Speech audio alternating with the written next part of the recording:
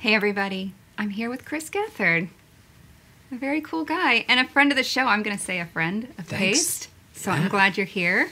Pleasure to be here. Thanks for calling me cool. I think that you are. I know that you say that you're not, but in your... okay, I think in your circle, you are.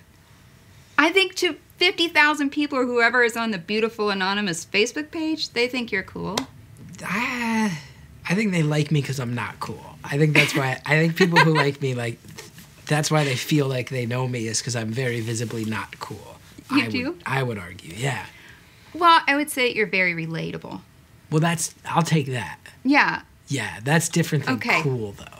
All right, I'm wearing a sweater my mom got me for Christmas. It's not. I'm wearing a rented shirt. Oh, nice. Where does one rent shirts? So I do a thing called Rent the Runway. Okay. You just rent clothes because I'm terrible at shopping, and I just pay a month and they mail them to me. In South Carolina, I pick them up here. And then you return them. So then it's like good for the environment, and yeah, that's good. It's good for people who don't like shopping. They don't sit around in your closet after you're done with them. Yeah, just send them back. They clean them. That's great. So I would say I always say I'm fake fancy. You know. Okay. Yeah. Yeah, that's fair. That's fair. All right. I mean, that's why I like you. Well, I'm glad we started this by both of us putting ourselves down. Well, that's true, but we're relatable. Yeah. That's going to be the word. I was about a month ago. Here's a story I shouldn't tell about how not cool. Somebody said to me, you're famous, and I was like, not really. And they were like, well, I've seen you on TV and stuff. And I was like, well, about a month ago, I had a book signing in Washington, D.C., and I took the Amtrak, and then I was walking to the bookstore, and I had to emergency poop at a mobile station on a corner in Washington, D.C. And, I didn't ask them. I was just like, there's a bathroom, and I ran up, and I was like, thank God you don't need a key.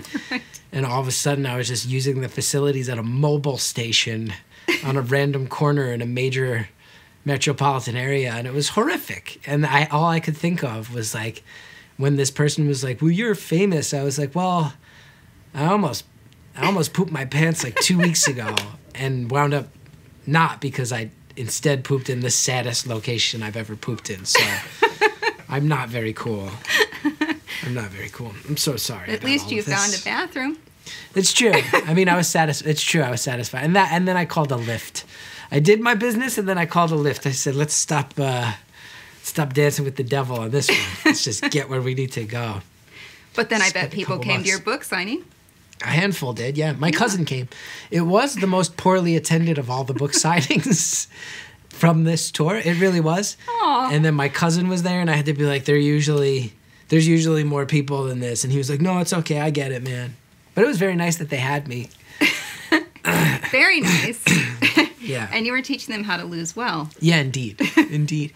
That is a nice thing of in promoting this book, is stories like that actually play into what it's all about. So it's, in some way, all of this has been subversive advertising. That's okay. You didn't even know it. Yeah.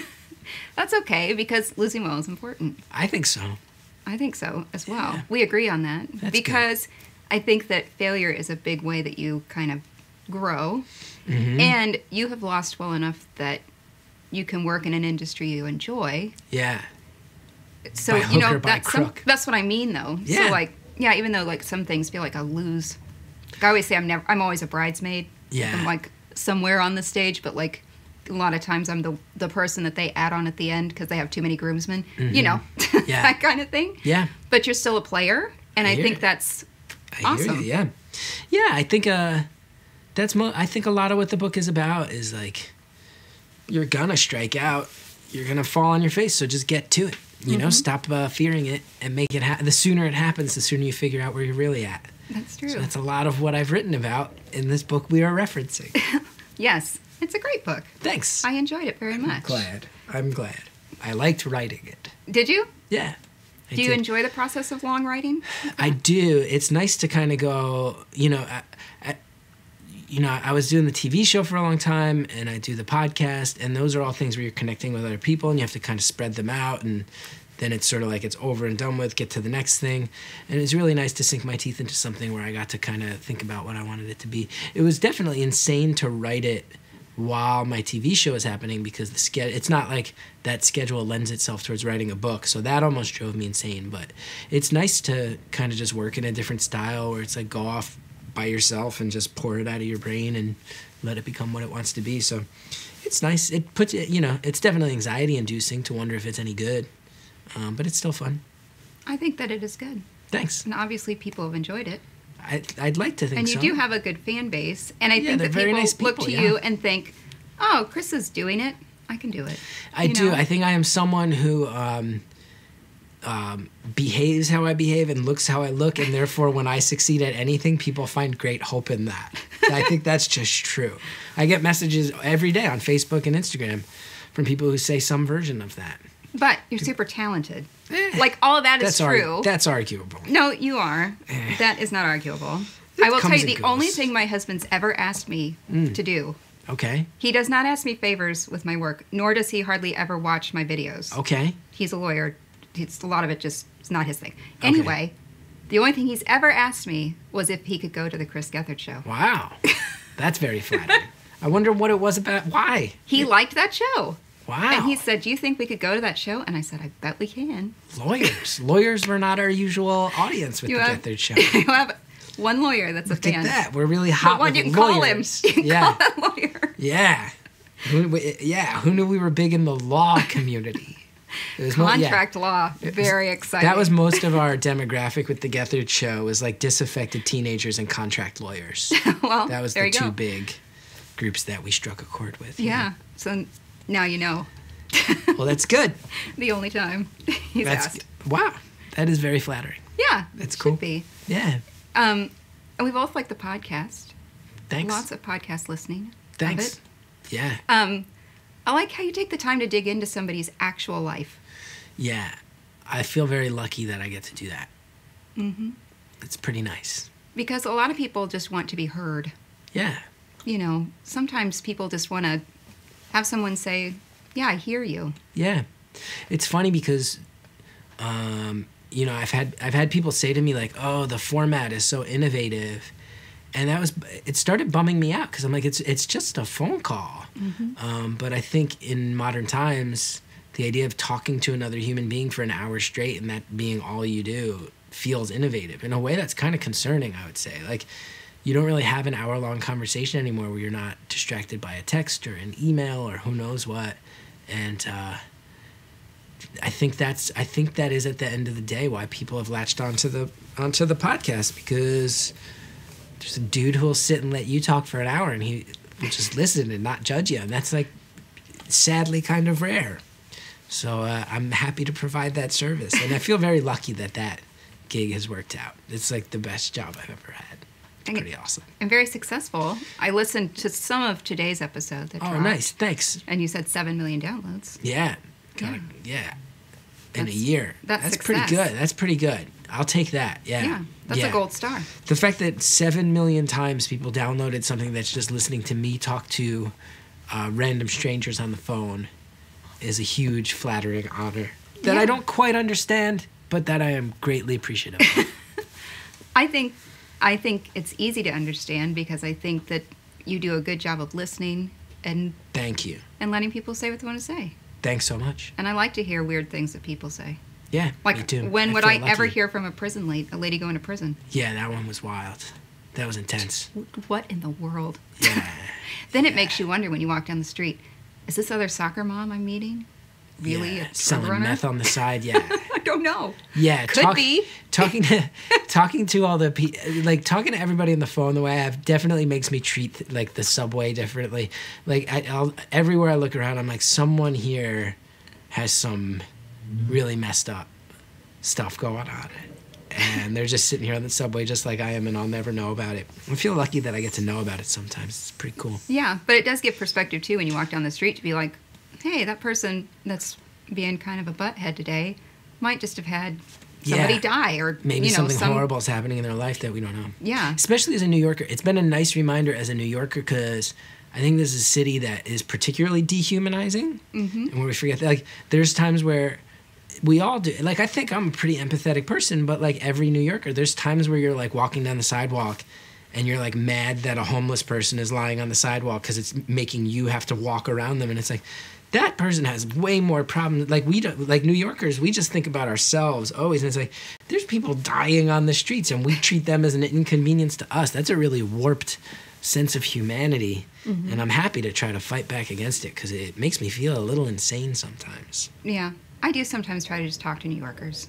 It's As hard. you know, and most Pace people know, is I live in South Carolina most of the time, and people are so much nicer there, right? I just try to be super friendly when I'm here, though. And how does that go? It usually goes okay. Really? Yes, and if somebody rebuffs me, I just smile and say, "See ya." Wow.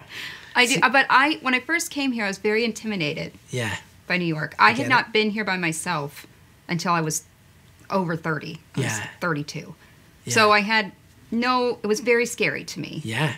It's scary to me. I've lived here for 15 years. And so at first I just try to be kind of cool, like everybody else, and just, And then I just decided, no, I'm going to just bring Southern hospitality here when I'm here. Well, more power to you. So I do.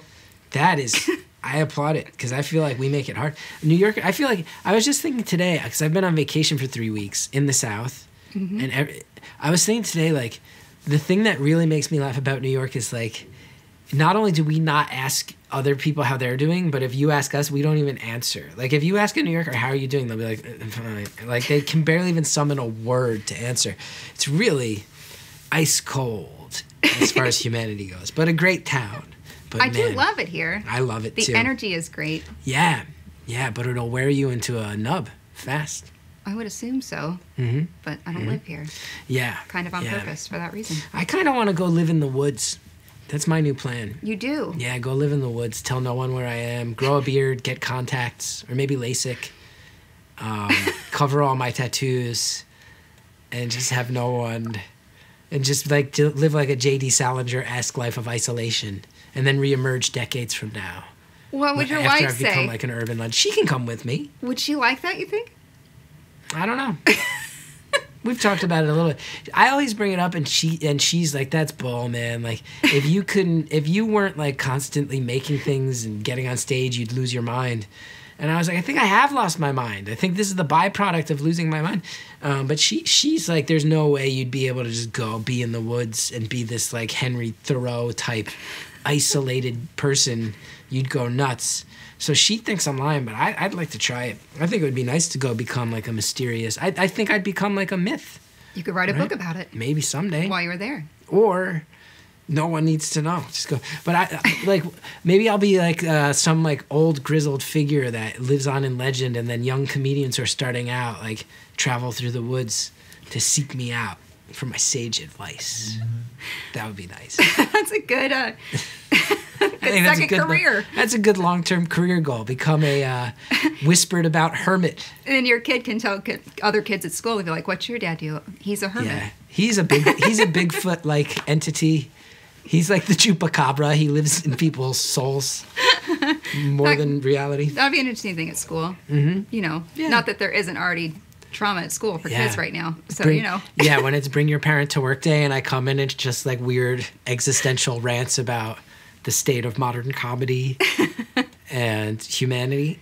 Yeah. I think that would work out well. I think it would work out real well. I think that maybe that's the next step. Something to do. It is something to do. That's what I need right now, is something to do. I don't feel like you do need anything that's extra. True. I generally stay pretty busy. Yeah.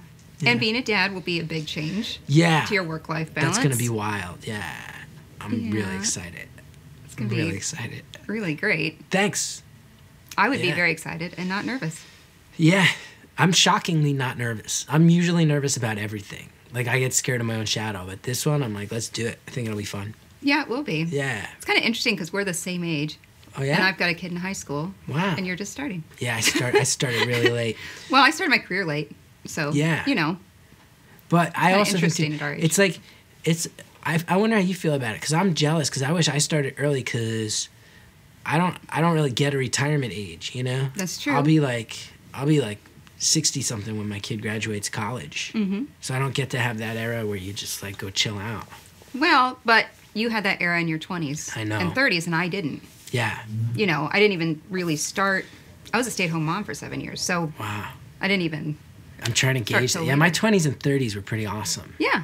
They got weird. Now your 40s are going to be awesome. The 40s are going to, everything's going to be awesome. I keep finding that the older I get, it just keeps getting better. All this idea that when you get old, things get worse, that I just feel better and better the older I get. Yeah. My 30s ruled. Mine too. And I just feel more settled.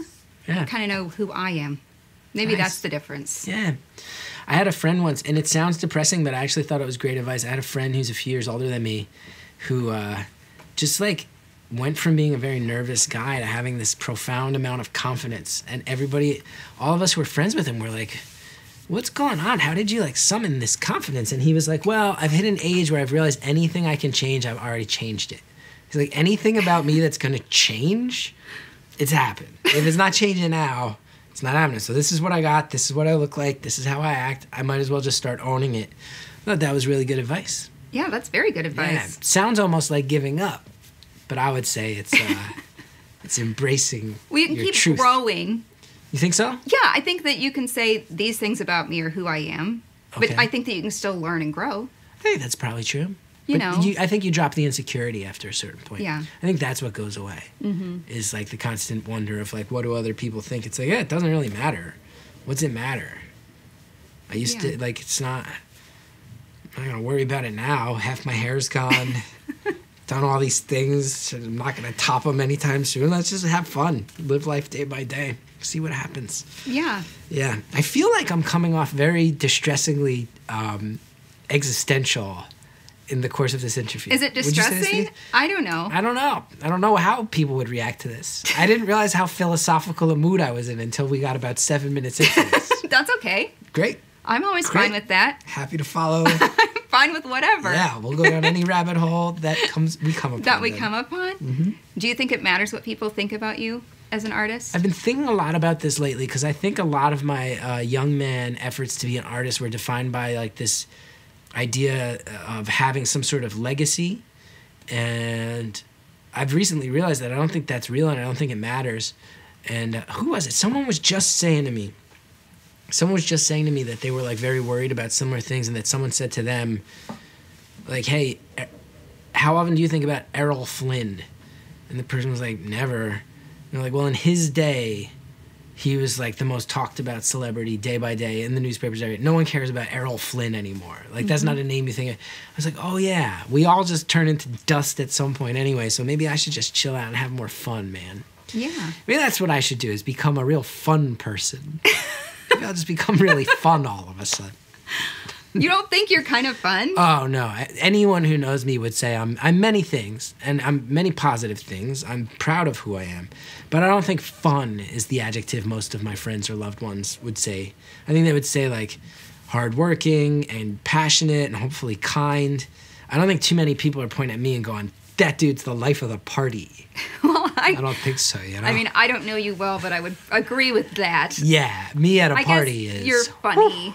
Funny, I'll take. Yeah. Well, Funny, when my mom met you, she was like, Your mom was cool. okay, can I tell you something about that? Yeah. I'm going to share something kind of sad. Okay. I didn't say it at the time. My dad had just died. Oh no. And my mom had never been to New York City, which I told you then, and had not ever spent the night here. And he had just died like a month earlier. Yeah. And so that's why she was with me. So she was like trying to Yeah, get we out were of her just shell kind and of getting out a bond minute. and- Because he yeah. had cancer. It's kind of a slow thing. Wow, I'm so sorry. And so, yeah, she was like, he was kind of quiet while he was waiting. I was like, yep. Yeah. I said, I think that's kind of how he is. Yeah. And she was Quiet like- person who lives in my own head, yeah. But then on stage, Let's lock and load. Let's go for it. You know, it's kind of like that's where you get your energy.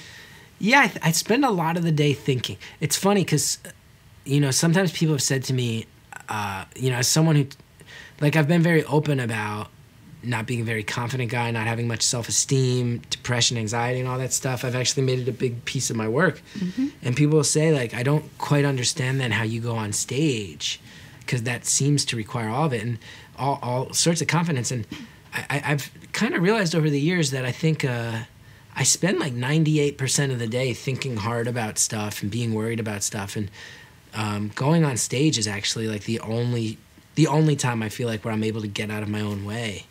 And even starting from when I was young, from when I was like 19 years old, It's kind of the only time where I felt any sense of agency over my own life, was when it was time to get up and get it going. So it's a strange psychology that even I cannot totally put my finger on, but Maybe you feel more like yourself? yeah, I think so. I think I kind of feel like I get to come up for air a little bit. I said that. I lived in Austin for a couple years in high school, and I had an art teacher there, like a drama and music teacher, and I said that was where I really felt like myself. You know, and I think sometimes you find a thing that really makes you, Yeah. you know, because you shine when you do that. I do And my you best. and you seem like the life of a party when you're on stage. Oh, but Kind of interesting. I'm telling you, ask anyone who knows me. Anyone who's really ever met me in person will tell you. People will sometimes come up to me, and they're very nice, and they will say that they are fans of mine, and I will invariably, by the end of the conversation, will wind up apologizing because I've made them so uncomfortable.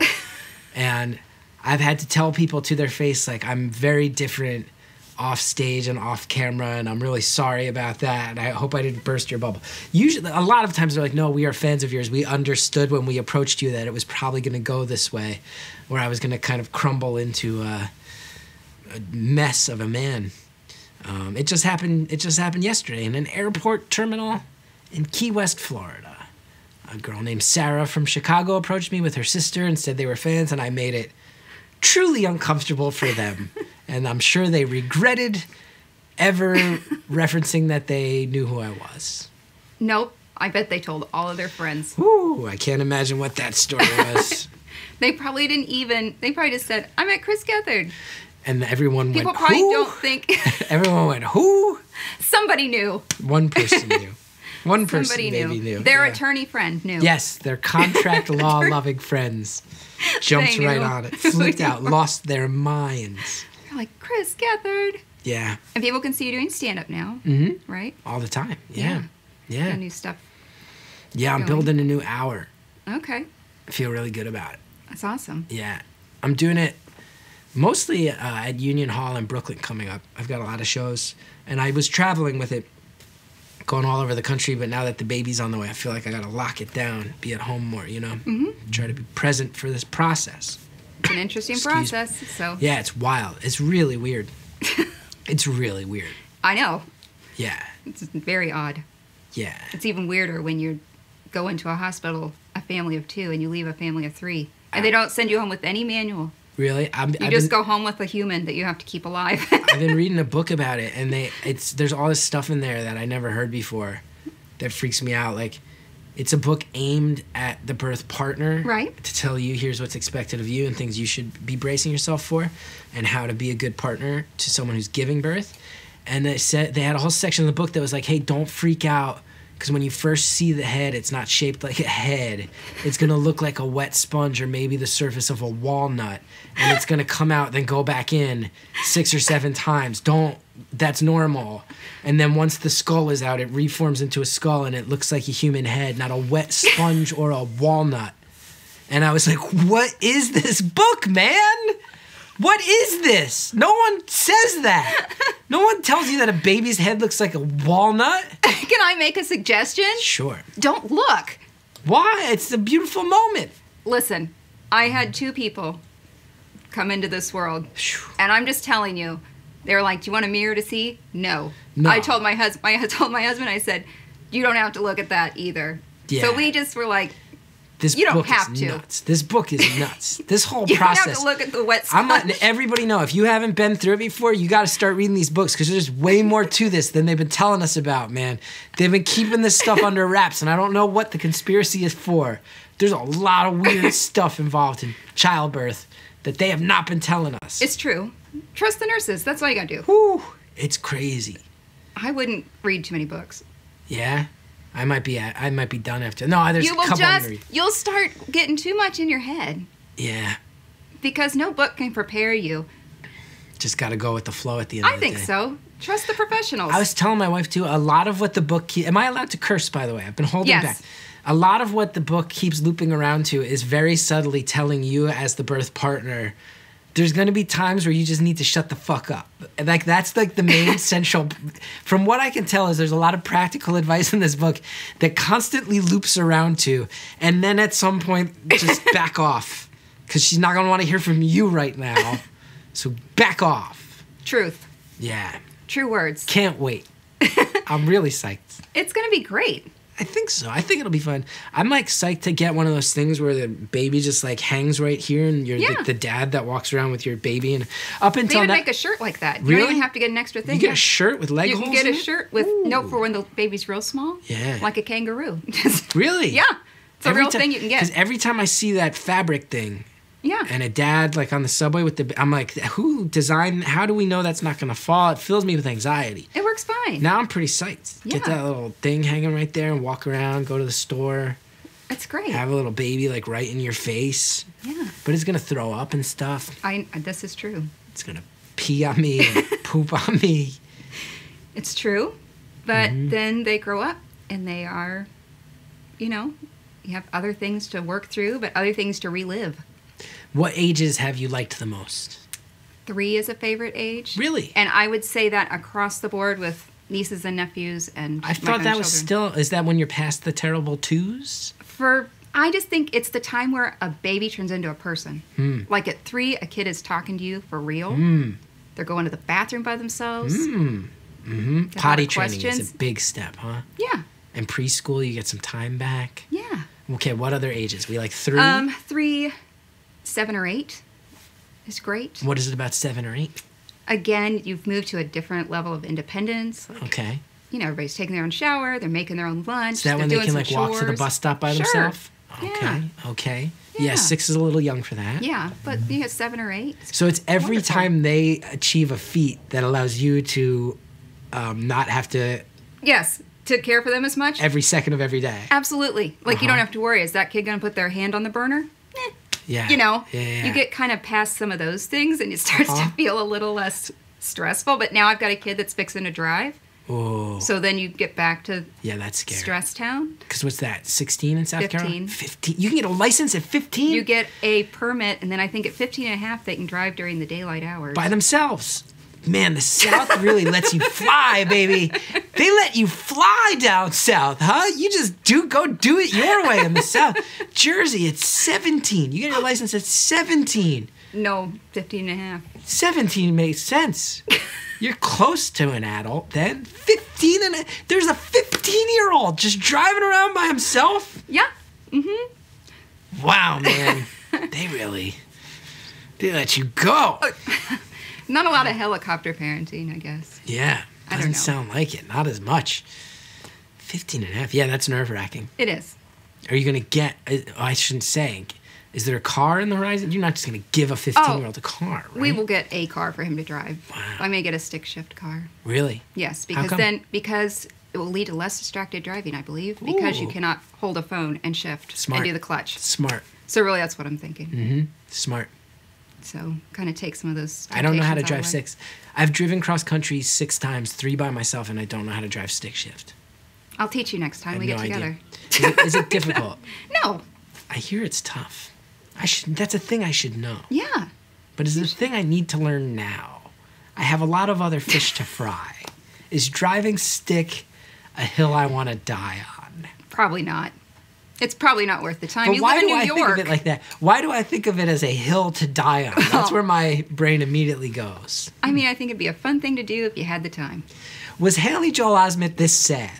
Did he make it this weird and this sad? This feels sad to me. Has it gotten a little sad? Is it a little sad? I'm smiling. You're smiling, but you're kind of cringe smiling because I keep making this very... Right? I feel like I'm like Kafka. I thrive with the cringe smiles. You thrive with the I thrive with the cringe cringe smiles. Wow. I feel like Kafka over here. I'm supposed to be promoting a book. Well, I would say, did we lose well? I think we did. I think we did. If we did anything, we did that. Well, I will keep trying to do so. Mm-hmm. So, And I'll keep trying to learn how to drive stick shift, apparently. yeah, if you come to the South, we'll give you a lesson. Yeah. That's the place to do it, right? Yeah. Cut loose. Cut loose. We go to, if you're ever in Austin, my uncle has a bunch of acres. You can Really? just do it in the field, no big deal. What's he got with all those acres? Cows. He's a rancher. Mm-hmm. Is there pressure to sell right now because that city's Yeah, they've built up all around them. It's very sad. Yeah. Very sad. Have you been to Austin? Yeah, I love Austin. Yeah, but even it's near the IKEA. Yeah, but when I was a kid, there was nothing out there. I've been going to Austin for probably like 10 years now. Mm-hmm. No, first time I went to Austin was 2004. So 15 years. And even I have noticed the changes. Big. In my spaced out, just passing through the place a few days at a time. Yeah, I graduated from high school there. Mm-hmm. I went to a different school every year from 7th grade till I graduated. That's a nightmare. That's a whole nother story. That's a nightmare. And skipped a year of high school. But the last military? No, my dad worked for FedEx. For FedEx? He was in management there. So. Wow. But yeah, so Austin is cool. Every year of your adolescence, you had to start as the new kid. Yes. Oh, that's... We could have quite the beautiful anonymous talk. Yeah. Your body language changed instantly when you brought that up. Yeah, it's like it was a thing. But Austin was a real, like when I said I felt like my most self there. Yeah. Like I figured out. It's such a cool town. Carrie in Austin. That's great. Yeah. Now wait, did it feel like a weird version of Groundhog Day? Were your folks aware of like, we know this isn't cool, but we're moving again? Did they at least recognize that? Yeah. Damn. So that's why I skipped a year of high school. Oh, you did? Yeah. Just to get it done. I had enough credits. Oh, wow. So yeah, so it was an interesting upbringing. Yeah. I lived near Norman, where the guy today talks about, in Oklahoma City on the podcast. Oh, all right. Mm-hmm. You lived everywhere. Wow. I know the country. I don't have to do a cross-country trip. Yeah. You just know it. Anyway. Well, on that sad note, I feel like we're ending on a sad note. Brad's making a face. I don't know. I've done it again. Yet another interview I've turned into a sad disaster. You're welcome, everybody. Sad disaster. Chris Gethard, my husband's favorite show, and your husband, and my mom, my favorite contract lawyer. Awesome. Thanks for coming.